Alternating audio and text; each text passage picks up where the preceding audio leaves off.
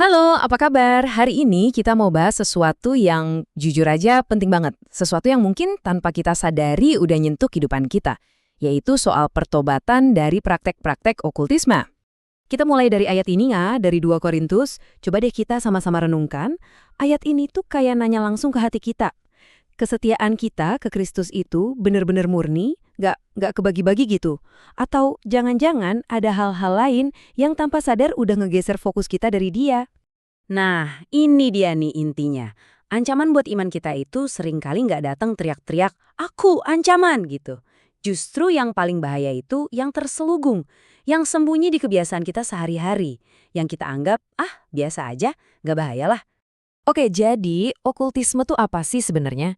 Gini deh gampangnya. Okultisme itu segala usaha kita buat cari tahu sesuatu, cari kekuatan, atau perlindungan dari dunia gaib.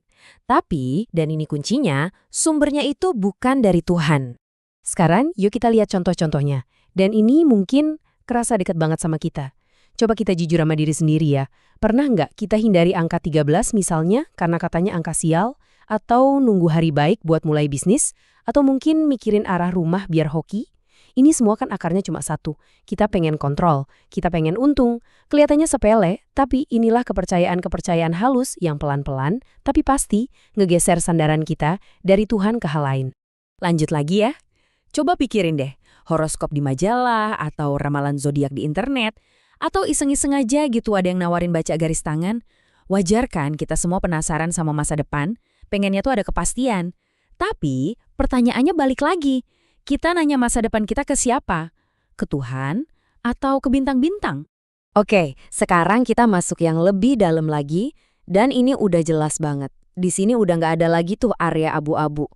Kita ngomongin soal jimat buat perlindungan, sihir, santet, pelet buat narik perhatian orang, sampai ritual biar kebal. Ini semua ini udah usaha aktif buat mainin kuasa gaib buat kepentingan kita sendiri.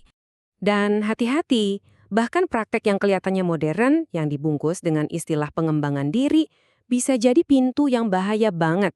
Contohnya, pengalaman keluar dari tubuh atau out of body experience, hipnotis, atau meditasi yang tujuannya tuh cuma mengosongkan pikiran, yang sebenarnya malah ngebuka diri kita buat roh apa aja masuk.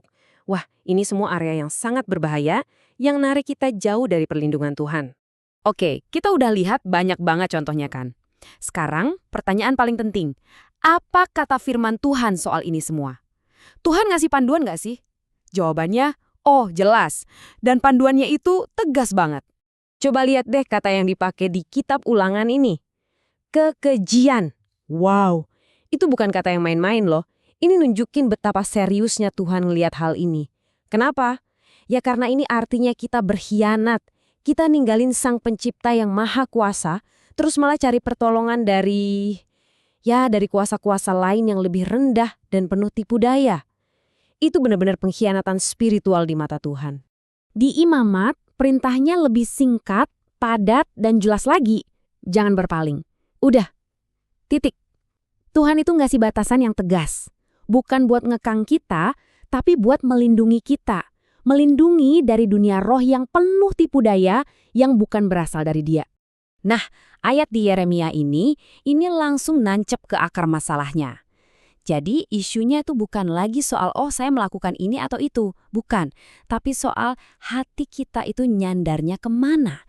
Siapa atau apa yang benar-benar kita andelin buat rasa aman kita, buat masa depan kita, buat harapan kita. Terus gimana dong caranya kita hidup di dunia yang penuh hal-hal spiritual ini? Rasul Yohanes ngasih kita kuncinya. Uji semua roh. Artinya apa? Artinya kita nggak boleh naif. Jangan telan mentah-mentah semua yang kelihatannya spiritual. Kita harus waspada, harus pintar-pintar ngebedain mana yang dari Tuhan, mana yang bukan. Ini instruksi praktis banget buat kita. Kita itu punya tanggung jawab loh. Tanggung jawab aktif. 1. Uji semuanya. 2. Pegang erat-erat yang baik. Dan 3. Sadar-sadar jauhin diri dari segala jenis kejahatan. Bukan cuma yang kelihatan gede, tapi semua jenisnya. Dan ayat ini, wow, ini gambaran paling jelas soal pertobatan yang sejati itu kayak gimana. Lihat apa yang orang-orang di Efesus lakuin pas mereka percaya. Mereka nggak nyimpen buku-buku sihirnya diem-diem. Mereka nggak coba jual buat dapat duit. Enggak, Mereka kumpulin, terus mereka bakar di depan semua orang. Itu tuh kayak deklarasi publik yang super tegas. Gue udah selesai sama masa lalu, sekarang gue cuma ikut Yesus. Itu namanya putus hubungan total. Setelah kita dengerin semua itu, yuk kita ambil waktu sebentar. Kita diam, kita refleksi sejujur-jujurnya. Ini bukan buat orang lain. Ini buat Anda dan saya. Saya bakal ajukan 4 pertanyaan. Coba jawab di dalam hati, di hadapan Tuhan ya. Pertanyaan pertama, apakah saya masih percaya sama tanda-tanda hari baik atau angka sial? Jujur deh, apa masih ada sedikit aja bagian di hati saya yang masih ngasih tempat buat tahayul? Apakah kepercayaan saya udah 100% ke Tuhan? Pertanyaan kedua, coba cek deh. Ada nggak benda-benda yang saya simpan, mungkin di rumah, di mobil, atau yang saya pakai, yang saya anggap bisa ngasih perlindungan atau hoki? Benda yang kalau sampai hilang, saya jadi ngerasa was-was atau nggak aman. Yang ketiga, apakah saya masih suka cari tahu masa depan? Mungkin lewat ramalan, horoskop, atau baca garis tangan? Walaupun mungkin bilangnya cuma iseng-iseng, tapi jujur, rasa penasaran itu datangnya dari mana? Dan pertanyaan terakhir yang ngerangkum semuanya, apakah iman saya itu murni atau jangan-jangan iman saya itu modelnya Tuhan plus? Maksudnya gini, saya percaya Tuhan, plus saya juga percaya sama Feng Shui. Atau saya ikut Yesus, plus saya juga percaya sama kekuatan batu kristal. Coba tanya diri sendiri, ada nggak plus-plus itu di hidup Anda?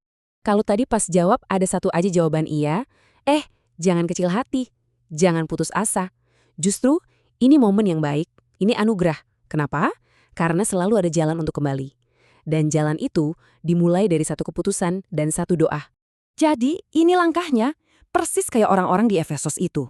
Waktunya itu sekarang, bukan besok, bukan nanti. Ambil keputusan yang tegas, tinggalkan semuanya. Kalau ada jimat atau buku-buku semacam itu di rumah, buang. Hancurin, jangan dijual, jangan dikasih ke orang lain, pokoknya putuskan hubungan total dan kembali sepenuhnya sama Tuhan. Sekarang saya mau ajak Anda buat berdoa. Kalau ini memang isi hati Anda, yuk kita berdoa bareng. Kita datang ke Tuhan dengan rendah hati. Ikuti saya. Tuhan Yesus, ampuni kami kalau kami pernah mengandalkan kuasa lain selain Engkau. Kita lanjutkan. Hari ini kami berbalik dari semua itu. Kami mau percaya hanya kepadamu saja. Semua sandaran kami yang lain kami lepaskan. Dan kami pilih untuk bersandar penuh sama Engkau. Tolong bersihkan kami, pulihkan kami. Dalam namamu kami berdoa. Amin. Kiranya kebenaran ini sungguh-sungguh memerdekakan kita semua ya. Supaya kita bisa hidup dengan kesetiaan yang murni, 100% hanya untuk Tuhan.